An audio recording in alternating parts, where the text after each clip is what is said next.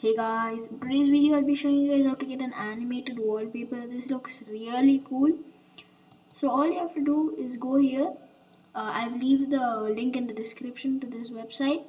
You go to download, you click on installer and it'll start installing.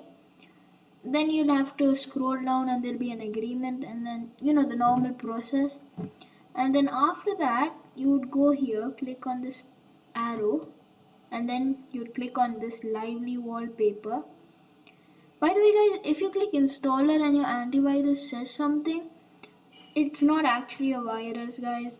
You can download it, but you probably won't get a notification. But then when you go to lively wallpaper, you can choose any wallpaper you want. It would turn it on.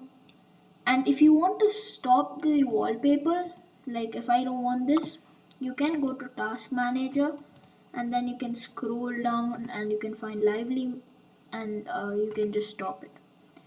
So I hope you guys found this video helpful. If you did, please like, subscribe, and I'll see you guys next time. Bye.